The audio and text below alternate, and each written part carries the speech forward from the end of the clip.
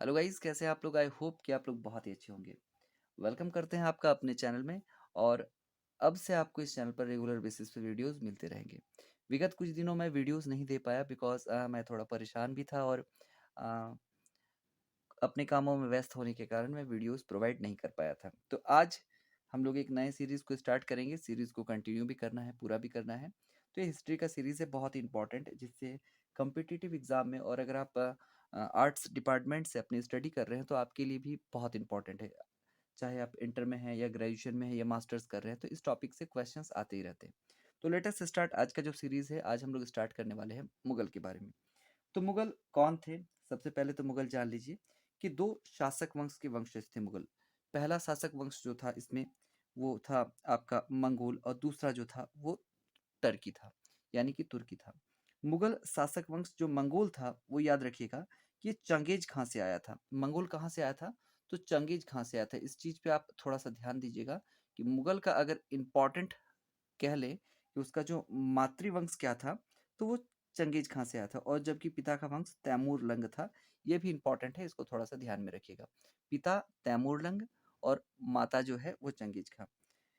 हालांकि मुगल अपने आप को तैमूर कहलाना ज़्यादा पसंद करते थे।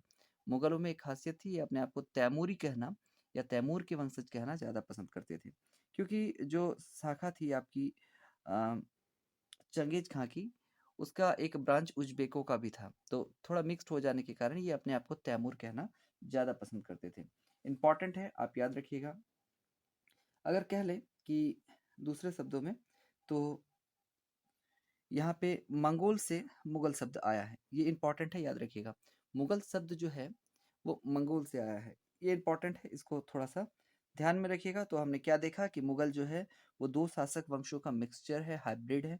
पहला वंश जो है वो मंगोल है और दूसरा वंश जो है वो तुर्की है। मंगोल माँ का वंश होता है और तुर्की जो है वो पिता का वंश है। इसे इंपॉर्टेंट है, आप याद रखिएगा।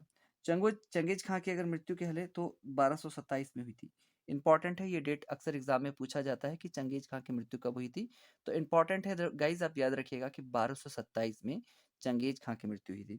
उसी प्रकार से अगर आपसे पूछे कि तैमूर की मृत्यु कब हुई, तो 1404 ईस्वी में तैमूर की मृत्यु हुई। तो इंपॉर्टेंट है, इसका एक क्विक नोट्स बना लीजिएगा।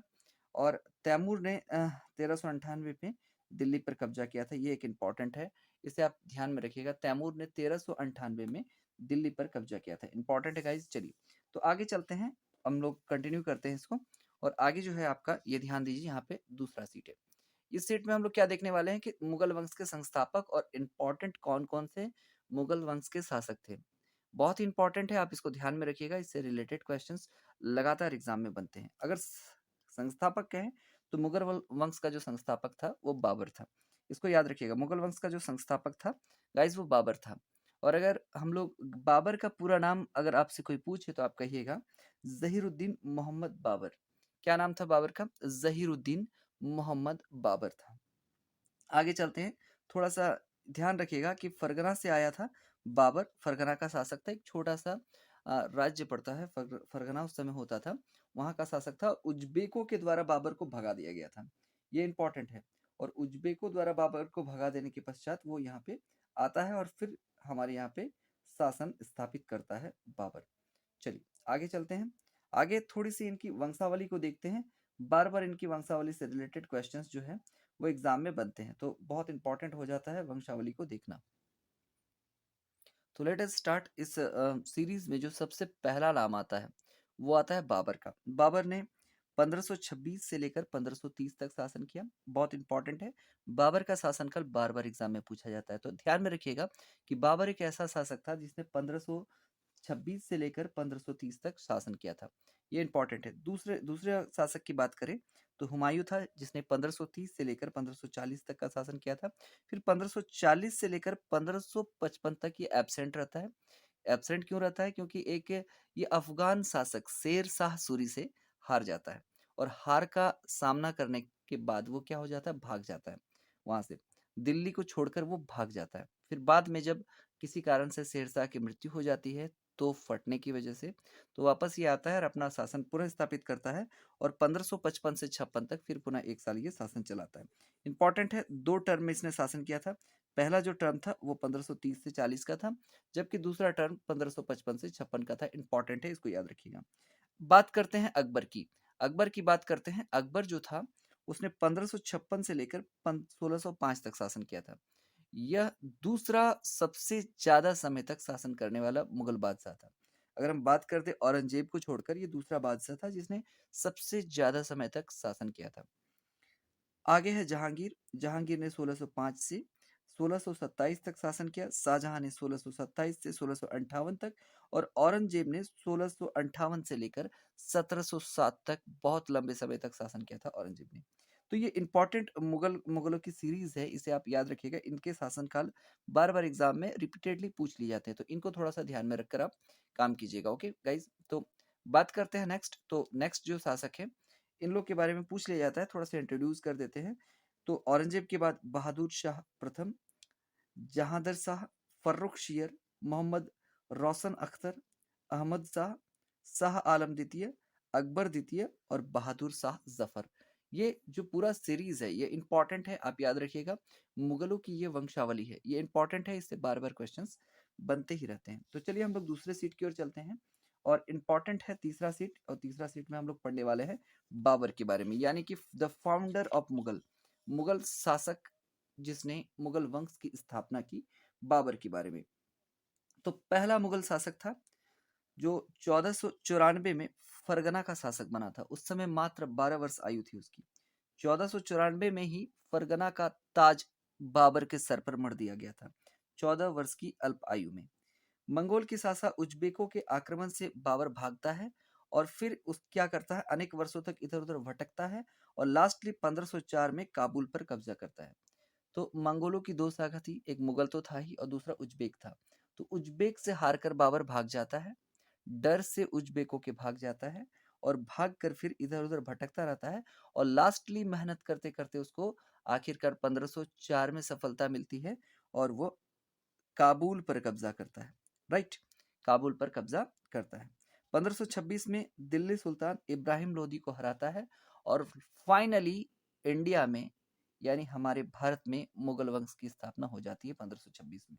1526 के बाद बाबर 4 युद्ध लड़ता है, 1526 के साथ साथ और 3, यानी कि 1527 में, 1528 में और 1529 में। 1526 में पानीपत का लड़ाई लड़ा बाबर और इब्राहिम लोदी के बीच। दूसरी लड़ाई जो है वो खानवा का होता है 1527 में। 1528 में चंदेरी का युद्ध, और 1529 में लड़ा गया युद्ध घाघरा का था। तो आप कैसे याद रखिए, एक छोटा सा ट्रिक रखिएगा, पानी पिया, खाना खाया, चंदेरी जाकर घाघरा खरीदा। इंपॉर्टेंट है, इसको ध्यान में रखिएगा। बाबर ने 4 लड़ाइयां लड़ी थी, पानीपत का युद्ध, खानवा का युद्ध, चंदेरी का युद्ध और घाघरा का युद्ध। हालांकि 1530 में बाबर की मृत्यु हो जाती है। इंपॉर्टेंट है, आप याद रखिएगा। तो इसमें और कुछ इंपॉर्टेंट जानने की बात यह है कि 1527 में खानवा का युद्ध जो है वो राणा सांगा के साथ लड़ा था, जिसमें राणा सांगा की हार हो जाती है और बाबर जीत जाता है। और 1528 में जो युद्ध होता है वो चंदेरी का युद्ध बाबर के द्वारा लड़ा जाता है। तो चलिए चलते हैं हमारे नेक्स्ट सीट की ओर, और देखते हैं क्या है इंपॉर्टेंट। अब हम लोग पढ़ने वाले हैं हुमायूं के बारे में, यानी कि हुमायूं जो दूसरा मुगल शासक था। तो अपने पिता से वसीयत में हुमायूं ने अपनी बादशाहत को प्राप्त की थी। वो बादशाह बना अपने पिता के वसीयत के वारिस के रूप में। जानकारी के लिए बता दें कि बाबर के 2 बेटों में से मिर्जा कमरान और हुमायूं था। जो हुमायूं था वो अफगान के पास टिक नहीं पाया, और अफगान की ओर अपनी शाखा को छोड़कर दिल्ली को संभालने में लग गया। अब बात ये होती है कि शेर खान, यहाँ पे शेर शाह सूरी को शेर खान कह के इंडिकेट किया गया है। ये जो शेर खान है ये आता है कहाँ पे, हमारे देश भारत में आक्रमण करने। ये एक अफगानी शासक था। 1540 और 1539 यानी कि 2 लगातार युद्ध होते हैं इसके हुमायूं के साथ, 1539 1540, और दोनों के दोनों युद्ध हुमायूं की हार हो जाती है, यानी कि शेर खान के द्वारा हुमायूं को हरा दिया जाता है। इसके बाद क्या होता है, हुमायूं भाग खड़ा होता है, शेर शाह से डर जाता है, शेर शाह के डर से भाग जाता है। 1540 से 1555 तक एकदम गुमनाम रहता है हुमायूं। कहाँ रहा, क्या किया इस शासनकाल के दौरान, किसी को स्पष्ट जानकारी नहीं है। कहते हैं कि बहुरूपियों के रूप में जंगल में इधर उधर जीवन व्यतीत करता रहा था, शेर खान यानी शेर शाह सूरी के डर से। फिर क्या होता है, अचानक से शेर शाह सूरी की 1555 में तोप फटने के कारण मृत्यु हो जाती है, और इसी आकस्मिक मृत्यु के कारण वापस पुनः एक मौका मिलता है हुमायूं को और अपनी शाखा को रीस्टार्ट करता है 1555 में। हालांकि 1556 में हुमायूं की भी मृत्यु हो जाती है। तो वापस 1555 में अपनी शाखा पर कब्जा कर लेता है। ठीक है, इंपॉर्टेंट याद रखिएगा कि कालीजर जो था, कालीजर का युद्ध जो है वो 1531 में लड़ा गया। दोहरिया का युद्ध और चुनार पर घेरा भी हुमायूं के द्वारा ही 1532 में किया गया था। इंपॉर्टेंट एक चीज याद रखिएगा आप हुमायूं के लिए कि भाई बहादुर शाह से संघर्ष जो है इसका 1535 से 36 तक चला था। हुमायूं का बहादुर शाह से संघर्ष बीच में ही 1535 से 36 में माना जाता है। इंपॉर्टेंट है। और लास्टली याद रखिएगा, शेर शाह से जब वो बचकर भाग रहा था तो अचानक से एक नदी में घोड़े के साथ कूद जाता है। तो मिस्ती ने उसकी जान बचाई थी। मिस्ती ही ऐसा शख्स था जिसने हुमायूं की जान बचाई थी। किससे? तो शेर शाह सूरी से। और इसी कारण से उसने एक दिन का बादशाह बनाया था, वन डे बादशाह बना था। कौन? मिस्ती। और किसके द्वारा बनाया गया था? हुमायूं के द्वारा। तो आज क्लास को करते हैं फटाफट से यहीं एंड। नेक्स्ट डे से हम लोग और भी सीट्स लाएंगे और भी इंपॉर्टेंट क्लास करेंगे। आप वीडियो को शेयर कीजिए और चैनल पर बने रहिए। Thank you.